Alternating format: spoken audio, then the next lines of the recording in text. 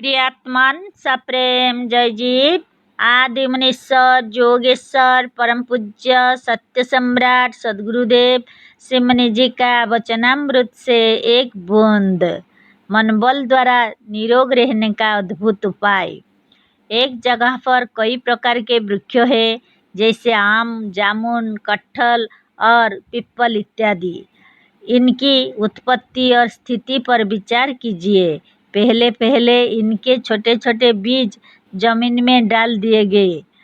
इनमें से जो बीज अच्छे और मरे हुए नहीं थे, वे बढ़ने लगे और धीरे धीरे खूब बड़े और मोटे वृक्ष हो गए।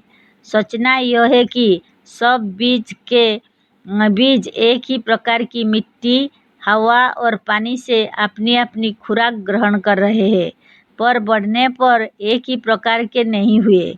इसका क्या कारण है? जामुन के बीज ने जिस खुराक को जिस जगह से ग्रहण किया, उसी खुराक को उसी जगह से आम के बीज ने भी ग्रहण किया, पर आम और जामुन दोनों दो तरह के हुए। इसका कारण क्या है? इसका कारण विभिन्न वृक्षों का विभिन्न प्रकार वाला मन, आत्मा और स्वभाव है। मिट्टी या अनेक धातुओं के 4 अचेतन घड़ों में एक ही जगह की मिट्टी उठाकर अलग अलग चारों में भर दीजिए और फिर कुछ दिनों के लिए उन्हें वही ही छोड़ दीजिए। कुछ रोज क्या महीने बाद देखिए, इन चारों घड़ों की मिट्टी में विभिन्नता नहीं आवेगी। ऐसा क्यों? इसीलिए कि वे घड़े जड़ और अचेतन है। इन सबों में मिट्टी को पचाकर अपना रूप नहीं दिया, पर वही मिट्टी जब 4 किस्म के वृक्षों के भीतर जाती है तो इसमें विभिन्नता आ जाती है। वही हवा, वही जल और वही मिट्टी विभिन्न वृक्षों में जाकर विभिन्न रूप धारण करती है। इसका कारण यह है कि चेतन अपने मनबल, इच्छा और स्वभाव के अनुसार तमाम चीज़ों को बनाता रहता है। जड़ में यह शक्ति नहीं होती। वृक्ष भी चेतन है। वे जब तक सूख कर जीवनहीन नहीं हो जाते, तब तक इसी मिट्टी और जल को ग्रहण कर अपने रूप और स्वभाव के अनुसार बदलते रहते हैं। चेतन क्या वस्तु है? चेतनता और मन दोनों एक ही वस्तु है। चेतनता और मन एक चीज के 2 नाम है। चेतनता, मन, अंतःकरण, जीव और जीवनी शक्ति सब एक ही है। जीवनी शक्ति या मन अपने भाव, विश्वास और संकल्प के अनुसार संसार की तमाम चीज़ों को बदल सकता है। यही मनबल का गुप्त भेद व रहस्य है। इसी मनबल द्वारा विभिन्न वृक्षों में एक ही प्रकार की मिट्टी और जल जाकर विभिन्न रूप और गुण को प्राप्त होता है। मनुष्यों को ही लीजिए। एक ही प्रकार का भोजन विभिन्न प्रकार के मनुष्यों और प्राणियों में जाकर विभिन्न रूपों को धारण करता है। इससे यह स्पष्ट प्रकट होता है कि मन में अपार शक्ति है। मन आपके शरीर के तमाम अणुओं को आपके भाव तथा विश्वास के अनुसार बना देता है। यद्यपि भावना के अनुसार रूपांतर धीरे धीरे होता है, मगर होता है जरूर। अतः यदि आप नित्य यही भावना करें कि हम शरीर से अमर और निरोग है, तो धीरे धीरे आपका शरीर ऐसा हो जाएगा कि आप सचमुच निरोग, स्वस्थ और अमर हो जाओगे। आपका मन आपके विश्वास के अनुसार शरीर के तमाम अणुओं को धीरे धीरे ऐसा बना डालेगा कि आप मृत्यु के पास से छूट जाएंगे और आपके ऊपर मृत्यु का कुछ बस ना चल सकेगा। विश्वास की दृढ़ता में कमी होने से कुछ अधिक देरी लगती है, पर भावना शरीर के तमाम अणुओं पर बिना प्रभाव डाले रह नहीं सकती। मनबल एक विचित्र बल है। जो ही आप कहेंगे कि हमारा अमुक रोग दूर हो जाए, तो ही उस रोग के अणु बदलने लगेंगे और धीरे धीरे वह आपका रोग दूर हो जाएगा। इसी तरह जो ही आप अपने मन में पूर्ण विश्वास के साथ कहते हैं कि हम अमर हैं, तो ही आप अमृतत्व के नज़दीक पहुंचकर मृत्यु के बंधन को तोड़ डालते हैं। मन में ऐसी शक्ति है कि उसमें अमृत तत्व की भावना आते ही शरीर के भीतर एक बहुत बड़ा परिवर्तन अत्यंत शीघ्रता के साथ होने लगता है। शरीर में एक हलचल सा पैदा हो जाता है। शरीर के एक एक अणु की गति मृत्यु की ओर से मुड़कर अमृतत्व की ओर हो जाती है। रोग और मृत्यु का कारण केवल अज्ञान है। रोग या मृत्यु सिवाय भ्रम के कुछ नहीं है। भ्रम यह है कि लोग जानते हैं कि मृत्यु और रोग का होना आवश्यक है। लोग यह नहीं जानते कि यह विश्वास करते ही कि हम अमर और निरोग हैं, हम अमर और निरोग हो जाते हैं। यह भेद या सच्चा ज्ञान जब तक मनुष्य नहीं समझेगा तब तक वह रोग और मृत्यु के वश में रहेगा। सच्चा ज्ञान मनुष्य को सब बंधन से मुक्त कर पूर्ण स्वतंत्र कर देता है। शरीर पर तो मन का जो प्रभाव है वह किसी से छिपा नहीं है। देखिए, जब हम हाथ को सिकुड़ने की इच्छा करते हैं तो वह उसी वक्त सिकुड़ जाता है। उठाने की इच्छा होते ही वह उठता और फैलाने की इच्छा पर तुरंत फैल जाता है। क्या हाथ के भीतर उसे उठाने के लिए कोई और हाथ है जो उसे उठाता है? कभी नहीं। केवल इच्छा शक्ति ही हाथ को क्या शरीर मात्र को उठाती, बैठाती और चलाती है। इच्छा होते ही शरीर का प्रत्येक अंग यंत्र के समान नाचने लगता है। शरीर में हर प्रकार की गति इच्छा होते ही उसी वक्त उत्पन्न हो जाती है। इस शरीर के प्रत्येक यंत्र, प्रत्येक अंग और इसके प्रत्येक अणु को चलाने वाला केवल हमारा मन व हमारी इच्छा शक्ति है। अतः यदि हम दृढ़ता के साथ मृत्यु की ओर जाने की इच्छा ना करें तो निश्चित यह शरीर मृत्यु की ओर ना जाएगा। मन का प्रत्येक परिवर्तन शरीर के ऊपर बिना प्रभाव डाले नहीं रहता। मन में क्रोध आते ही आंखें लाल लाल हो जाती है। मन में भय का संचार होते ही सारा शरीर थराने और कांपने लगता है। कभी कभी अधिक डर जाने से असाध्य जोर चढ़ जाता है। क्रोध आने पर भी देखा गया है कि शरीर का ताप बढ़ जाता है। एक मनुष्य बैठा हुआ कुछ सोच रहा है। सोचते वक्त उसके मन के हर्ष विषाद का चिन्ह साफ साफ शरीर के ऊपर दिखलाई देता है। सोचते वक्त आंखें घूमती, उंगलियां दाएं बाएं जाती और मुंह बड़बड़ाता है। कभी कभी मनुष्य कुछ सोचकर आप ही आप नाचने लगता है। मतलब यह है कि इस शरीर के भीतर मन में वह बल है जो शरीर के अणु अणु को नाचा सकता है।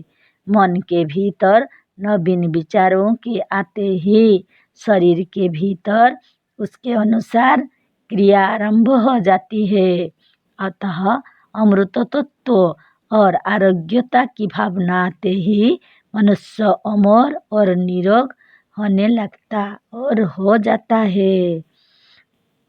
यदि आप विश्वास के साथ इच्छा करें कि हम अमर और निरोग हो जाए तो आपके विश्वास के साथ वह अणु भीतर जाएंगे जो आपके शरीर को अमर बना देंगे। पानी और भोजन की भी वही दशा होगी। वही नहीं किंतु जैसे ईख का पौधा साधारण मिट्टी को भी अपने भीतर खींचकर चीनी बना लेता है, उसी तरह आपका सच्चा विश्वास और मन इस साधारण मिट्टी और जल को भीतर ले जाकर उन्हें अमर और निर्विकार बना देगा और मन शरीर के प्रत्येक अणु को ऐसा कर देगा जिससे वह शरीर को अमर और निरोग रख सके। जब मन के उतार और चढ़ाव का चिन्ह शरीर के रोम रोम और चर्म पर प्रत्यक्ष देखा जाता है, तो क्या कारण है कि मनुष्य केवल इच्छा शक्ति द्वारा सुंदर, मनोहर और जुबा नहीं हो जाएगा?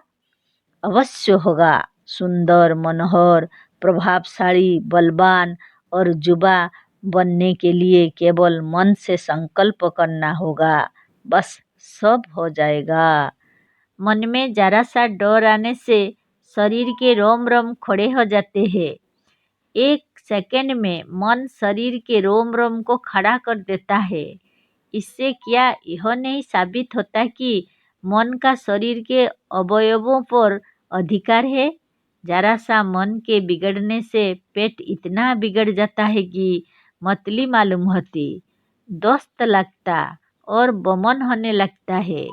जब मन पेट के ऊपर इतना प्रभाव रखता है कि क्षण मात्र में विसूचिका उत्पन्न कर सकता है, क्या वही मन पेट को ऐसा ठीक नहीं कर सकता कि शरीर के तमाम रोग मिट जाए और वह अमर हो जाए?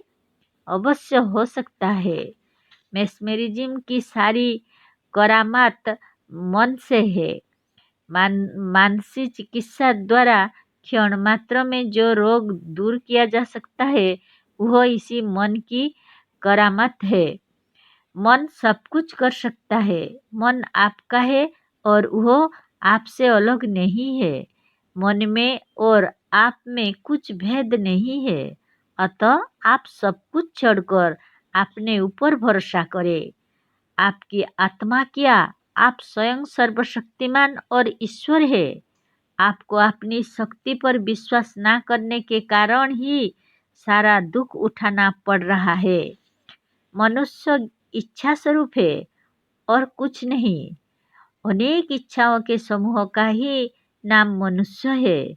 जैसे जैसे उसकी इच्छा और विश्वास में परिवर्तन होता है, वैसे वैसे वह स्वयं बदलता जाता है। आत्मा या संसार का सच्चा ज्ञान या प्रकृति का सच्चा नियम यही है और बिना इस सच्चे ज्ञान के कोई मुक्त नहीं हो सकता। ज्ञान ही वास्तविक बल है और बल ही मनुष्य को वह स्वतंत्रता दे सकता है जिसमें अनन्य सुख, आनंद और शांति है। इस आनंद और सुख को प्राप्त कर इस सच्चे ज्ञान द्वारा यही मनुष्य ही ईश्वरत्व को प्राप्त होता है। लोग कहते हैं कि ईश्वर करे कि हम आप निरोग रहकर अधिक दिन जीवित रहे। मनुष्य अपनी तमाम इच्छाओं और आशाओं को दूसरे के भरोसे पर डाल देता है। वह यह नहीं जानता कि वह सर्वशक्तिमान उसी की सहायता करता है जो अपने ऊपर भरोसा करता है। आपके मन और विश्वास का ही नाम ईश्वर है। यह मन ही सर्वशक्तिमान है। यदि ईश्वर चाहेंगे तो आप बच जाएंगे, यह बात नहीं है। यह गलत है। सच तो यह है कि यदि आप चाहेंगे तो आप स्वयं बच जाएंगे। आप स्वयं अपने को बचाना नहीं चाहते।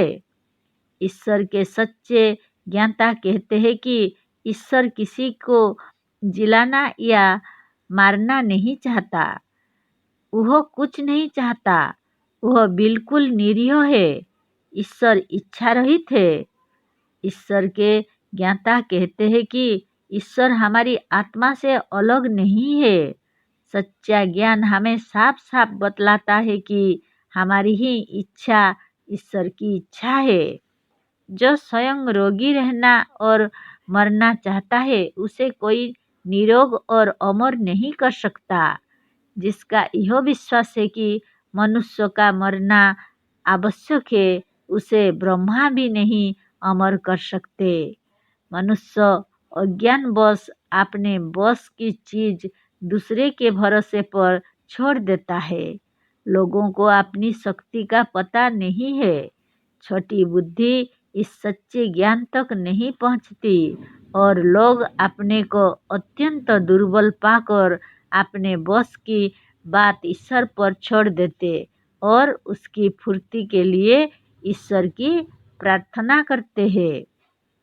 संसार के इन असंख्य मनुष्यों की प्रार्थना सुनते सुनते ईश्वर भी थक गया है और अब वह किसी की कुछ नहीं सुनता है। सांप्रदायिक विचारों और पुराने भद्दे सिद्धांतों ने मनुष्य की बुद्धि को इस तौर पर घेर कर जकड़ रखा है कि उसे तोड़कर इस सच्चे ज्ञान का उसमें प्रवेश करना बहुत कठिन है। मनुष्य अपने मन, आत्मा और अपने विश्वास का अपार बल देखता हुआ भी, उसे स्वीकार करता और समझता हुआ भी हृदय से अच्छी तरह स्वीकार नहीं करता, क्योंकि उसके पुराने विचार उसे ऐसा करने से रखते हैं। मनुष्यों को परतंत्र रहते रहते परतंत्रता की आदत पड़ गई है। यद्यपि आत्मा के स्वभाव अनुसार सभी स्वतंत्रता की इच्छा करते हैं, पर वास्तव में यह परतंत्रता का स्वभाव इतना दृढ़ हो गया कि बिना परतंत्र रहे मनुष्यों को संतोष नहीं होता। जो किसी प्रकार की परतंत्रता नहीं मानता, वह भी कम से कम ईश्वर को अपना संचालक मानकर उसकी वशता स्वीकार कर लेता है। इसका कारण यह है कि मनुष्य से बिना गुलाम बने रहा नहीं जाता, पर शुद्ध आत्मा या अंतकरण यह चाहता है कि हम सर्वदा स्वतंत्र रहे। अतः यह मनुष्य तमाम परतंत्रताओं को छोड़कर भी ईश्वर की गुलामी से अलग होने की हिम्मत नहीं रखता। इसका कारण यह है कि इसकी गुलामी की आदत बहुत पुरानी हो गई है। ईश्वर ने चाहे हमें बनाया हो या ना हो, पर हमारी कल्पनाओं ने ईश्वर को अवश्य बनाया है। यद्यपि ईश्वर को किसी ने अभी तक किसी इंद्रिय से प्रत्यक्ष नहीं किया, तथापि मन उसकी कल्पना करने से मुख नहीं मोड़ता। मतलब साफ साफ यह है कि ईश्वर भी हमारे इसी मन की कल्पना है। ईश्वर को भी इसी मन ने बना डाला है। सच्ची बात यह है कि हमसे अलग कोई दूसरा ईश्वर नहीं है। हम स्वयं सर्वशक्तिमान ईश्वर है। आपकी मृत्यु और रोग ईश्वर के बस में नहीं है, वह आपके बस में है। किसी दूसरे के अनुग्रह की आवश्यकता नहीं। आप स्वयं यदि चाहे तो मृत्यु और रोग पर विजय प्राप्त कर सकते हैं। आपका मन मृत्यु का भी मृत्यु है, आप काल के भी काल है, पर यह बात हजारों युक्तियों और प्रमाणों को देने पर भी तब तक समझ में ना आएगी जब तक कि हृदय से दासता के भाव निकल ना जाए। जब तक पुराने और भद्दे विचारों को छोड़कर हम लोग पक्षपात रहित नहीं हो जाते, तब तक उस सच्चे ज्ञान का हृदय में घुसना कठिन है, जिससे मनुष्य जीवन मुक्त, बलवान, स्वतंत्र, अमर और निरोग हो सकता है। हम नहीं कहते हैं कि आप ईश्वर को अवश्य माने, किंतु सच्ची बात यह है कि एक सर्वशक्तिमान ईश्वर अवश्य है और वह आपकी आत्मा, मन और आपके विश्वास से अलग नहीं है। उसमें और आप में रचक मात्र का भेद नहीं है। उसके खोजने वालों ने अंत में यही देखा कि जिसे हम खोज रहे थे वह स्वयं हम है। अपने से अलग किसी सर्वशक्तिमान ईश्वर की कल्पना ही मात्र है। जो मनुष्य ईश्वर को जोर जोर से पुकार रहा है वह मानो उस सच्चे ईश्वर की अवज्ञा करता है जो उसी के पास बैठा है। जो ईश्वर को अपने से अलग जानकर उससे सहायता मांगता है उसे कभी सहायता नहीं मिलती। ऐसे हजारों दुखी नित्य चिल्लाया करते हैं पर उसे कौन सुनता है। अंग्रेजी के इस वाक्य का कि God helps those who help themselves का मतलब क्या है। इसका मतलब यह है कि ईश्वर उसी की सहायता करता है जो अपनी सहायता खुद कर सकता है। क्या इसका मतलब साफ साफ यह नहीं है कि वास्तव में अपनी आत्मा ही ईश्वर है। वास्तव में अपने सच्चे सहायक हम स्वयं है। इतना साफ होने पर भी यदि कोई इसका दूसरा मतलब लगा ले तो उसकी दवा नहीं है। मतलब यह है कि सहायता करती है अपनी आत्मा और नाम होता है भूत प्रेत देवता और ईश्वर का। बड़े बड़े भक्त कहा करते हैं कि विश्वास करो तो तुम्हारा मनोरथ ईश्वर पूर्ण कर देगा। इसका क्या मतलब है। गोस्वामी तुलसीदास जी के समान साफ साफ यह क्यों नहीं कहा जाता कि भवानी शंकरौ वंदे श्रद्धा विश्वास रूपिणौ। गोस्वामी जी के पूर्वोक्त वचन का भावार्थ यह है कि शंकर अर्थात परमात्मा विश्वास रूप ही है। हमारा विश्वास ही सब कुछ करता है। यह स्पष्ट है कि बिना विश्वास के ईश्वर भी कुछ नहीं करता। अतः ज्ञान यही है कि हमारा विश्वास और मन संसार में सब कुछ कर सकता है। दूसरे से सहायता मांगने की आवश्यकता नहीं। जो आप चाहते हैं उसे आप ही का विश्वास, आप ही की आत्मा और आप ही का मन पूरा कर सकता है। यही सच्चा ज्ञान है। इसके विरुद्ध अपनी आत्मा और अपने विश्वास पर शंका करनी अज्ञानता और भ्रम है। किस्सों और पुरानी कथाओं में ईश्वर ने मनुष्य जाति की बड़ी बड़ी सहायता की है पर वह कथाएं असत्य है और ग्रंथकारों की गढ़ी हुई है। मनुष्य जाति की सहायता जब जब हुई है तब तब उसके दृढ़ विश्वास और भावना द्वारा हुई है। इसी दृढ़ विश्वास और आत्मा की सच्ची शक्ति को ईश्वरीय शक्ति कहते हैं जिसका सच्चा नाम आत्मबल है। जय जीव।